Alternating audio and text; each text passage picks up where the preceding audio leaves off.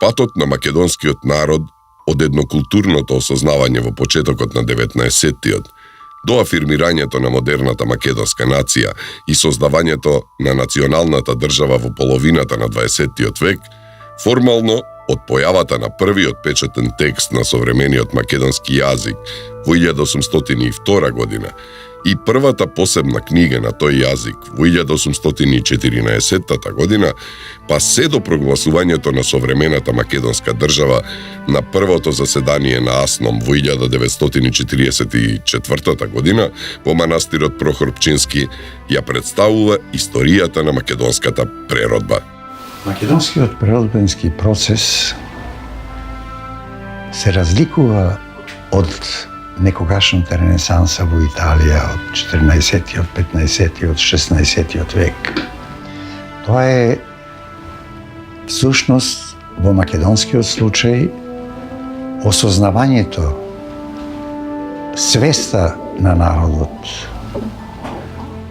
Тоа е културата, јазикот, литературата, црквата и нацијата. Тој преродбенски процес во нашиот случај се разликува суштествено не само од италијанската ренесанса, туку се разликува и на овој процес во балканските словенски православни народи или само православни народи на Балканот. Македонската политички државна идеја е поврзана со македонската национално-културна идеја или со македонската преродба. Тие две линии може да се каже дека речиси паралелно се појавуваат во историјата на македонскиот народ и тоа се совпаѓа некаде околу половината на 19-тиот век. И сега, пошто е значена половината на 19-тиот век, за да ги поттикни македонците да почнат да резонираат и да дават одговори на прашањата кој сме ние, кој е нашето потекло, каков е нашиот однос во споредба со блиските балкански народи со кои живеат. За разлика од она што представувало вообичаен историски развиток за другите народи, создавање национална држава и институции, развиток на образованието, науката, уметноста и културата, обединувачка рамка за македонскиот народ во времето на преродбата, при отсуство на своја национална држава со единствен општествено-политички, економски, духовен центар, верата, јазикот и воопшто културата, представувала континуиран фактор во процесот на народното обединување. Во македонската преродба се воспоставува цврст однос меѓу македонскиот јазик, македонската литература и македонската култура. Се разбира, тој однос постоел и претходно во различни своји форми, меѓутоа треба да имаме предвид дека до пред преродбата јазикот во основа има црковнословенска основа, а по преродбата добива народнојазична основа, тоест народните говори влегуваат во основата на македонскиот литературен, на македонскиот народен јазик, а потоа тоа е и основа за македонскиот литературен јазик. Значи, македонската преродба е процес во кој се одвивал развитокот на културно-националната свест на современите македонци. Македонското културно-национално будење и раното македонско самоидентификување го регистрираме уште во 17-тиот и 18-тиот век. Засведочено уште во документацијата за бегалците од Македонија во австриските земји по Карпошовото востание во 1689 година, кои потоа делумно преминуваат во тогашната Јужна Русија, во денешна Украина, официјална Австрија нив ги прифаќа и ги третира како македонци од Македонија, а тие потоа пред руската државна администрација се самодекларираат дека се од македонската нација. Затоа кога руската императорка Елисавета II во половината на 18-тиот век заради идна војна со Турција создава посебни хусарски полкови од сите православни народи во Европска Турција, е формиран и посебен македонски хусарски полк со различни инсигнии, знаме, униформа и слично. Тој процес го помага и европската картографија со бројните карти на античка и на современа Македонија, но и балканската хералдика, каде што со посебен нацрт е даден и македонскиот земски грб. На Балканот, без оглед што е во рамките на Турската империја, меѓутоа на Балканот национализмот почнува доста рано да се манифестира. И тој се манифестира прво во српското востание 1804 година за формирање српска држава против турците. Меѓутоа претходно се одвива исто така грчкото востание, особено 1822 година. И во српското и во грчкото востание учествуваат голем број доброволци од Македонија. Например, истакнати личности од Македонија во српското се Ичко, Петар Ичко, после Петар Чардаклија. Дури Петар Ичко го склучува првиот мировен договор. Тој е инаку драгоман во Виена, човек од Костурско од некаде потекнува, Чардаклија некаде од Маврово. Во грчкото востание 1820-22 па се движи грчката криза се до 1828 година еден голем број на македонци учествуваат. Например Караташо таму учествува и Марко Бочвар, кој што историографијата смета дека потекнува од Воденско, некако се префрла кај сулиотите албанци, тоа се православни, и после учествува со една екипа од 300 души, меѓутоа Караташо со неговиот син. После тоа има учесници од Охрид, Коњицата грчка се формира од македонци. Дел од нив стануваат генерали на грчката армија и остануваат да живеат таму. Кои се спецификите на македонската преродба? Во сиов овој процес, во првите децении од 19 век, словенството со православието беше основниот етнокултурен белег и за народот во Македонија. Со тоа, во границите на Османлиската империја, македонците се изделуваа од грците и се приопштуваа кон словенското племе, што често, и не само кај нас, се сваќаше и како единствен народ.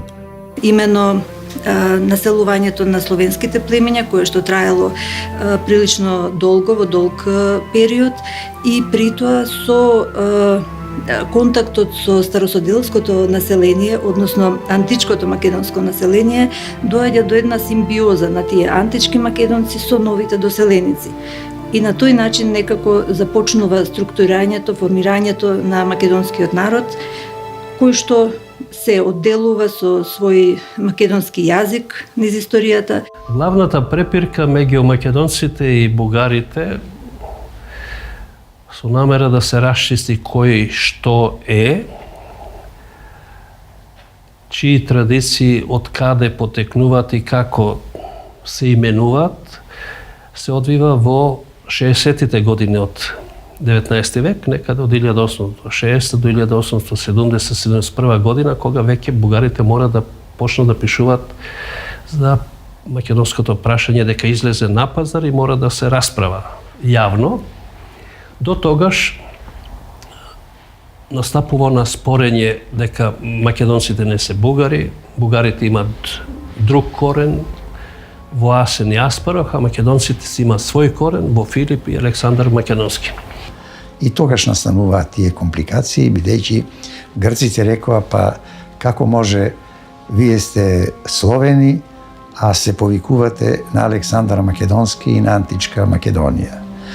Нашите тогаш ја покрена девизата ние сме антички македонци со Филип и Александар Македонски како наши.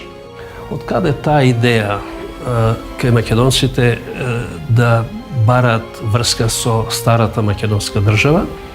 Прво во преданијата на македонците со генерации живее митот за Филип и Александар Македонски. А кога македонците се уверија во нивната посупериорна позиција, го отфрлија и бугарското обележје, па не можејќи да го користат само словенското како етнички недостатно диференцирано име, го прифатија територијалното обележје што од секогаш живееше во народот и посебно беше потенцирано во Европа. Тогаш македонците почнаа да се свртуваат и кон античката историја на Македонија. А кога пак грчката пропаганда ги пречека со теоријата за грчко потекло на античките македонци, тогаш македонците ги прогласија и нив за словени, па на своето знаме го закачија Филипа и Александра Македонски како символи за маркирање на националната свест. Со тоа веќе е евидентна една историска свест што поставува мост помеѓу минатото и иднината. Например, учителот Ѓорѓија Македонски од кривопаланечкото село Радибуш во 1846 година вели: словенското писмо го изучив од татко ми Димитрија Македонски, кој што така се вика зашто сме македонци, а не грци. А неговиот татко се викал Јосиф, свештеник, а неговиот дедо Стојман, свештеник. И јас прекарот си го зедов македонски, а не по татко ми и по дедо ми, за да се знае оти сме словени од Македонија. Никој од врвните лингвисти не бил, би рекле, убеден дека македонскиот јазик не е посебен јазик. Биле некои убедувани од чисто политички причини, но чистата лингвистичка наука никогаш не подклекнала, би рекле, на тие предизвици. Целиот национален развиток на македонскиот народ во времето на македонската преродба е проследен со осложнувачки околности, кои идеите и заложбите на македонците за отцепување од империјата и за формирање своја посебна држава Македонија ја правеле речиси невозможна.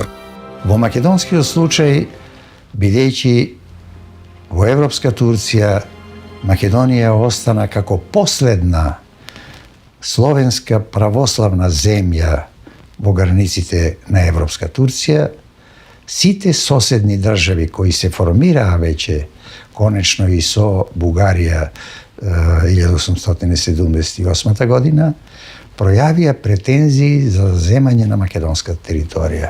Со самото тоа се вовлекоа во Европска Турција соседните национални пропаганди, првин преку училишта, преку просвета, а потоа почна да формираат и своји општини, се до признавањето на нивните цркви.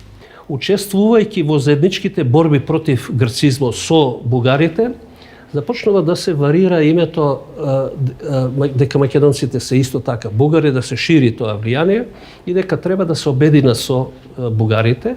И на почетокот тоа прашање се постава кај тие современици во смисла дека да се види тоа обединување дали е воопшта корис.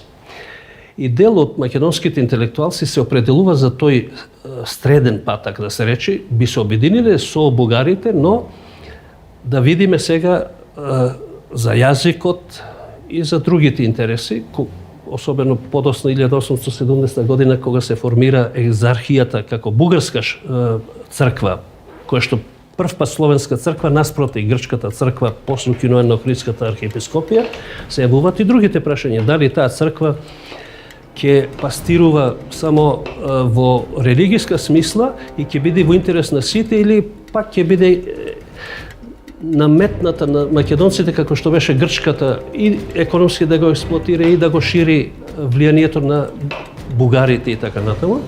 Значи, судбината на Македонија зависеше и од надворешни и од внатрешни фактори. Тоа беа сосем поразлични услови од оние што ги имаа соседите грци, срби, бугари, па и романци.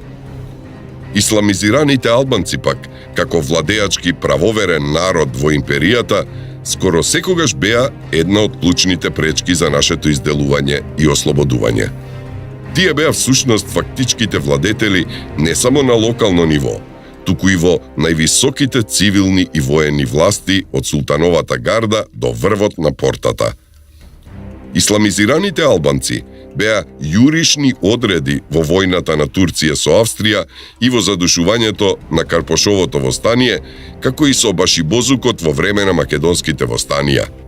И така, се до Првата Балканска војна, кога масовно учествуваа во Кумановската битка на страната на турците. Од друга страна, духовниот живот на македонскиот народ до првата половина на 19 век беше исцело во рацете на веќе грцизираната Вселенска патриаршија. Бидејќи подосна се формира и покрај грчката, и бугарска, па и српска црква, па и романска црква, македонците останаа без можноста да формираат своја црква, бидејќи султанот не можеше да признае друга словенска православна црква покрај постојните. По руско-турската војна и Берлинскиот конгрес и по создавањето на вазалната држава Кнежество Бугарија во 1878 година, таа станува стожер на бугарската пропаганда.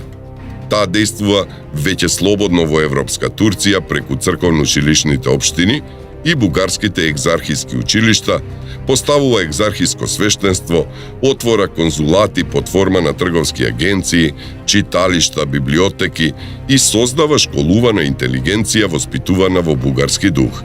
Големодржавната идеја на Бугарија особено беше поттикната со решенијата на прелиминарниот Санстефански договор од 1878 година, со кој се предлагаше создавање на една голема Бугарија во границите на бугарската екзархија.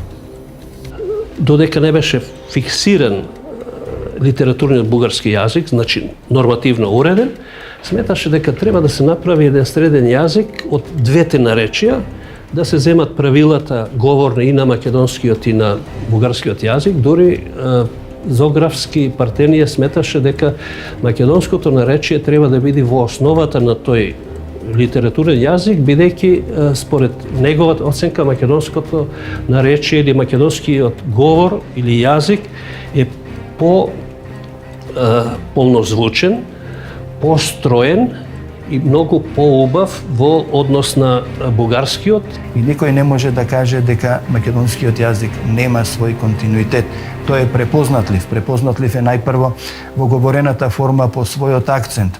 Ретки се јазиците во светот што имаат акцент како македонскиот. Македонскиот е, би рекле, извонредно прецизен акцент, што го нема во ниеден друг јазик, го нема барем на овие наши блиски простори, а паралелите во светот се ретки. Тоа е тој трисложен акцент што многумина ги предизвикал за такви проучувања. Македонскиот јазик бил препознатлив со својот изговор, со својата фонетика и на вокалите и особено на консонантите. Старите лингвисти се интересирале за македонскиот носов изговор, познат уште од старословенскиот јазик, но и за изговорот на Ќ и Ѓ. Всушност и првиот докторат на македонски јазик е одбранет во универзитетите во Русија. Тоа е докторатот на Мазинг за македонскиот изговор на Ќ и Ѓ. Бидејќи бугарската интелигенција се определи за источно бугарското наречие, она наречие кое што е до Црно море. Логички, теориски сосема оправдано, бидејќи тие говорни бази не трпат влијание од никого, затоа што нема допир со ниеден друг јазик.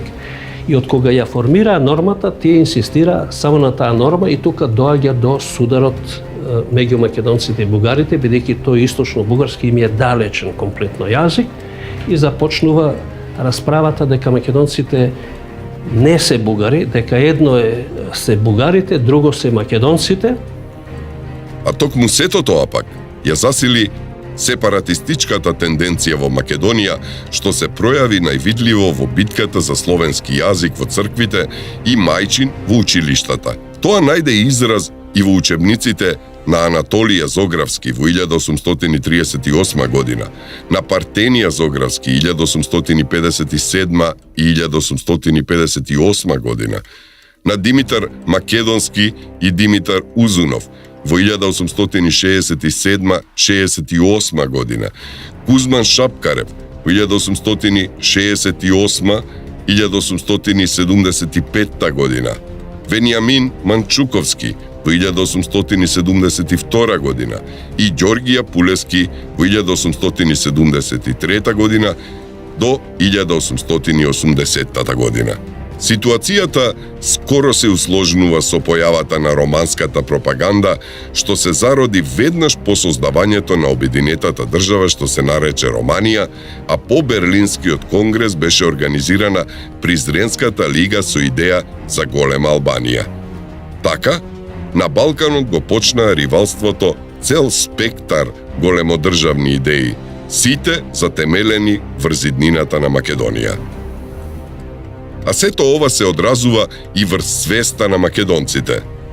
Тие мораат да се изјаснуваат како патриаршисти, екзархисти, протестанти, унијати и така натаму, без какви и да е законски можности за свое именско маркирање. При тоа, отсуството на средновековен своеименски државен континуитет има клучна улога што како рецидив се чувствува и до денеска. Букурешката поделба на Македонија помеѓу соседните држави по Балканските војни во 1913 година, потврдена со Версајските договори по Првата светска војна, означи конечен триумф на националните пропаганди. Букурешкиот мировен договор представува пресвртница во историјата на македонскиот народ.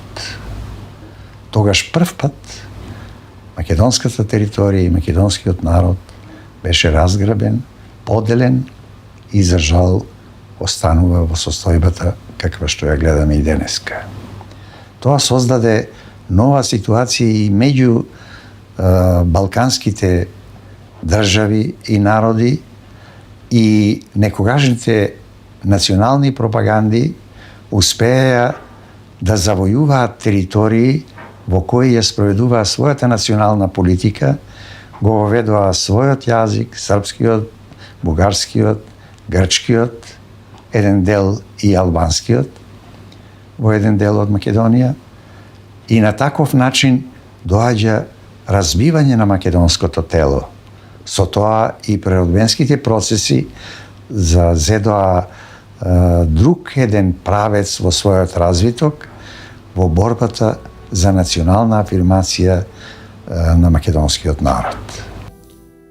Но независно од сите влијанија, преродбенскиот процес е сепак континуиран и автохтон. Никнува и се изразува во нашиот историски и етнографско-географски простор и има полн континуитет во историјата. Борбата за своја црква и просвета, за афирмација на македонскиот јазик, фолклор и литературна реч и за раѓањето, формулирањето и конституирањето на македонската национално-политичка идеја наоѓа израз во организирани ослободителни акции и масовни народни движења и востанија, што се столбови на историскиот развиток на македонската културно-национална мисла и акција, што го завршуваат преродбенскиот период со создавањето на првата современа македонска држава. Природно беше учеството на македонците во ослободителните движења на соседните народи што беа на периферијата на Отоманската империја – Србија, Грција, Романија и Бугарија. Тоа ги будеше и ги подсилуваше импулсите и за сопственото ослободување. Таа тенденција најафирмативно беше изразена преку долго организираното разловечко востание во 1876 година и особено со големото и масовно Кресненско македонско востание 1878-1879 година. Во правилата на Кресненското востание, кој што се нарекува и устав на Кресненското востание, во преамбулата се пишува дека бидејќи злострекната судбина на Македонија е таква што она е оставена од непризнателната Европа повторно под турска повелба и турска власт, ги приморува македонците уште еднаш да ја пролеат својата крв за својата слобода и се повикуваат македонците како војници на Филип Александар Македонски да излезат да ја обноват македонската држава. По неговото задушување, револуционарното движење продолжи својата акција и беше формирана Македонската лига. Во 1880 година таа Македонска лига заедно со војводите од македонските чети, во Гремен Теке, во егејскиот дел на Македонија денеска, беше одржано Народно собрание на Македонија 80-та година, кое што формира и влада, привремена влада на Македонија. Во таа привремена влада нам не се познати тројца членови, двајца македонци и еден албанец Али Ефенди, чии биографии се уште не сме ги проучили, меѓутоа се знае дека таа привремена влада действуваше во 1880-та и 81-та година. Тогаш таа распрати разни акти со официјални меморандуми до представниците на големите држави и на балканските земји, што има конзулати во Македонија, во кои ја објасни целта и задачите на привремената влада и на Народното собрание на Македонија. Тоа е и времето кога Ѓорѓија Пулески го здружи перото со пушката и по учеството како доброволец и војвода на српско-турската и во руско-турската војна стана кресненски војвода и ја објави првата револуционерна поема Самовила Македонска во 1878 година. Ѓорѓе Пулевски е една од најмаркантните личности во македонската историја воопшто, и ако сакаме да го опишеме онака како што најчесто го опишувале неговите современици, тоа бил еден горд галичанец, се разбира, роден е во селото Галичник 1822 или 23 година, а умира во Софија како емигрант во 1893 година. Тој е повеќе страндеец, што значи истовремено е комита, револуционер, војвода во различни антиосмански војни акции, но исто така и војвода во кресненското македонско востание. Истовремено тој е и културен деец кој што се занимава со на повеќе полиња, дава свој придонес. Тој е најпрвин лексикограф. Во Белград објавува два речника, едниот 1893 година, речник од 4 јазика, во кој што е содржан лексички материјал од македонскиот јазик, и во 1875 година речник од 3 јазика, во кој што и е содржан македонскиот јазик и е именуван како македонски, во кој што и дава значајни дефиниции за тоа што е македонски народ, јазик и така, Македонија како татковина и така натаму. Првата дводелна стихозбирка со македонско обележје Македонска песнарка во 1879-та, па ја формира првата словенско-македонска книжевна дружина во 1888 година и го заврши најобемниот ракопис на македонски јазик до ослободувањето Славјанско-македонска општа историја во 1892 година, објавен дури неодамна во издание на Ману во 2003 година. За нас се уште важи тој податок дека македонската народна поезија од 19 век е учителска поезија, но тоа е тој јазикот на образованието. И ние токму тука имаме податоци дека тој јазик бил воведен во образованието, независно по кои образци. Всушност, образованиот јазик можеме да го следиме и преку делата на македонските учители. Особено најдобар пример тоа е примерот, би рекле, на Ѓорѓи Пулески, на неговите речници. По тие мислам дека и денес ако се предава ќе се најде нешто точно или нешто незастарено, ако ништо друго да се најде таа творечка образовна структура, бидејќи тој однос на прашање и одговорот секогаш постои во образованието. Тоа беше веќе периодот на младата македонска книжевна дружина во Софија во 1891 година, со нејзиниот орган списанието Лоза во 1892 година, кога од нејзините пазуви се формира и Македонската револуционерна организација за политичко ослободување, како непосредно продолжение на децениската организирана револуционерна активност. Во таква општа расположба се појави и новото движење на младата македонска интелигенција, што се афирмира преку лозарството во 1892, преку Македонското ученичко друштво Вардар во Белград 1893, што преку Македонскиот клуб и неговиот Балкански гласник во 1902 година, најполно се изрази преку Македонското научно-литературно другарство во Санкт Петерсбург во 1902 година, темелникот на денешната МАНУ. Тоа другарство го создаде првиот устав на другарство со кој го воведе македонскиот јазик прв пат во службена употреба со член 12 и 13 од уставот. На тој кодифициран македонски јазик беше создадена и првата книга македонска за македонските работи од Мисирков, а беше напечатено на тој речиси сегашен современ македонски литературен јазик и првото списание Вардар, што беше напечатано во Одеса 1905 година. Тоа другарство подготви учебници за македонски училишта, собра потписи за отворање македонски училишта на македонски јазик, за да се отфрлат јазиците на пропагандите во тоа време.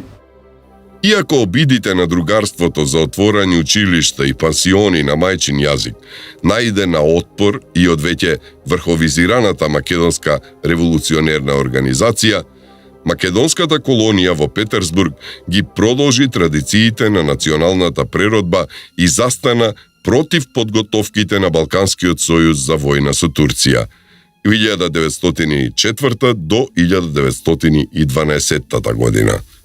Со формирањето на другарството беше добиено ново меѓународно признание на словенско ниво. Беше кодифициран современиот македонски литературен јазик и правопис, кој што прв пат уставно беше воведен во службена употреба. Беше објавена првата книга за македонските работи во 1903 година и првото списание на тој јазик и правопис Вардар во 1905 година. Беа подготвени првите учебници и беа направени подготовки за отворање училишта на мајчиниот јазик, а подоцна, заради омеѓување на етно и геополитичката целост, беше напечатена и првата карта на Македонија на македонски јазик во 1913 година. Тоа беше период на историски подвизи и судбоносни порази во 1913 до 1918 година. Борба за зачувување на територијалниот интегритет, за обединување на македонскиот народ и афирмација на културно-националниот ентитет, при што значајна беше и улогата на македонската револуционерна народна песна во националната преродба од 1903 година до 1944 година.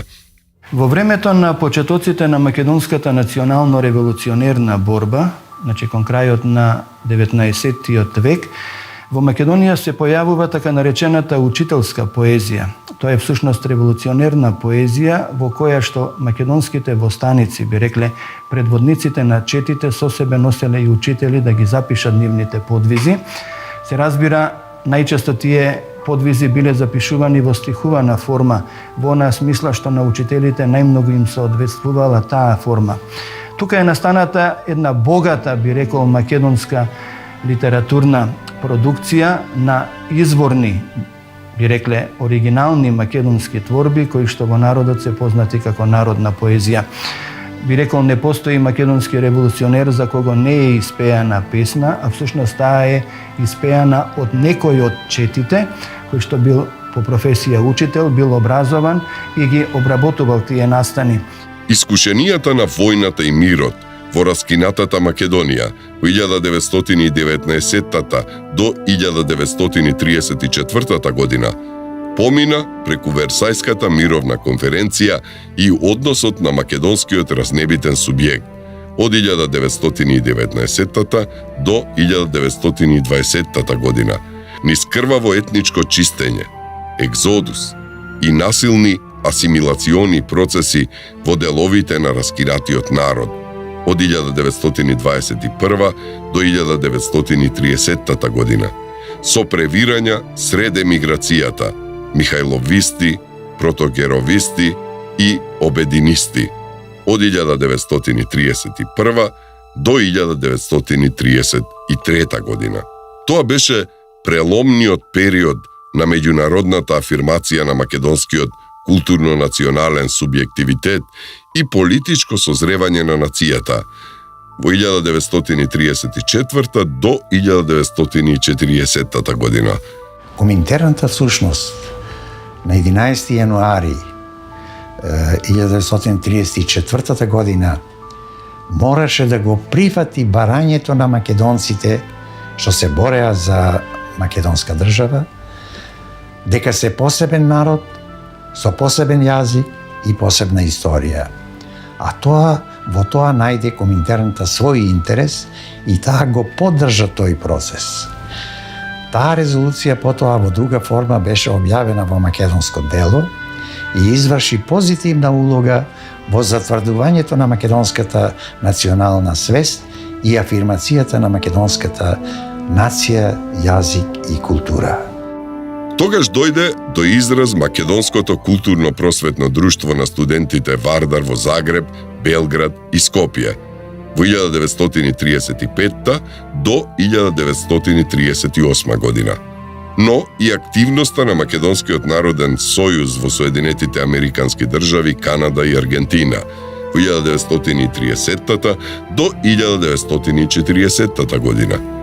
Особен подем направи Македонскиот литературен кружок во Софија, што настапи како продолжение на Петерсбуршкото другарство од 1936 до 1942 година, со масовна организирана продукција на печатени македонски литературни пројави и конечна афирмација на македонскиот литературен и публицистички збор.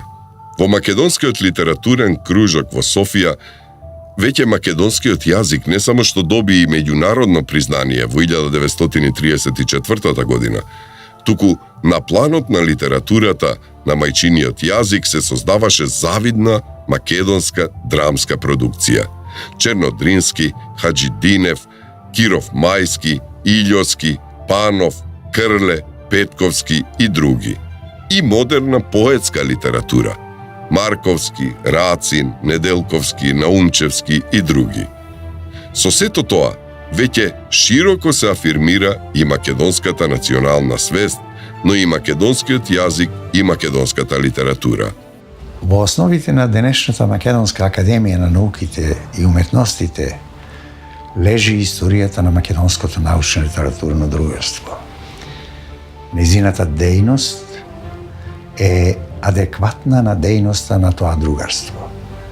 Зашто тука беше создаден македонскиот јазик како литературен со фонетски правопис.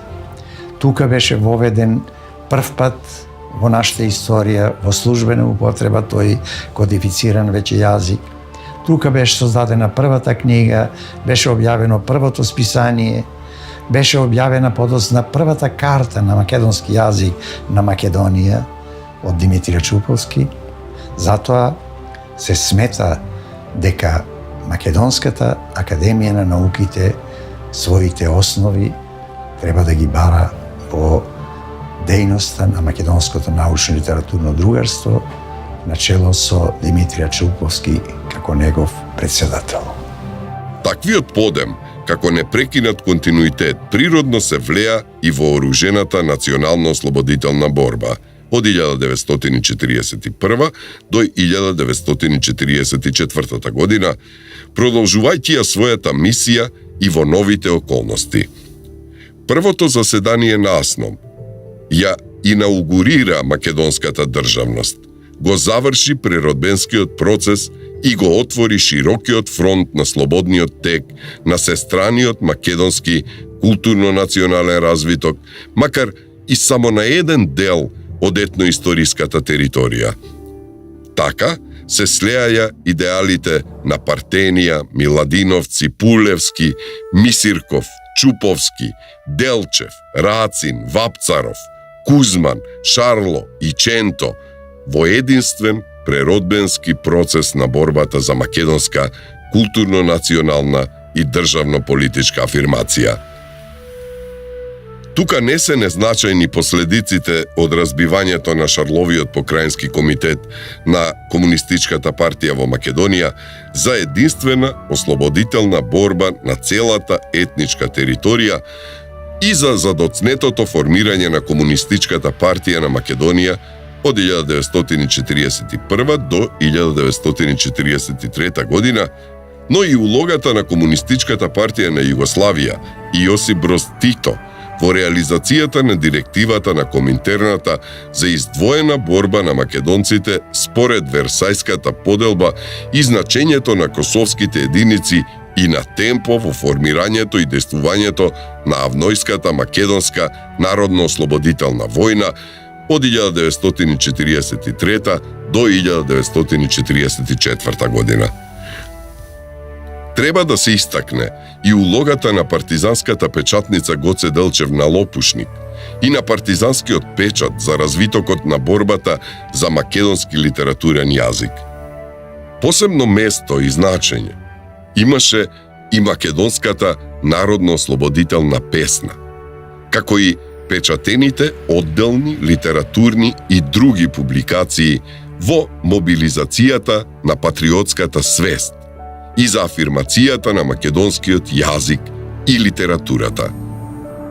Природно дојдоа решенијата на првото заседание на АСНОМ како основа на современата македонска државност и завршен чин на македонскиот преродбенски процес на 2 август 1944 година. Тоа е историскиот македонски преродбенски развиток од зародишот на идејата до создавањето на државата, како единствен процес на борбата за македонска културно-национална и државно-политичка афирмација.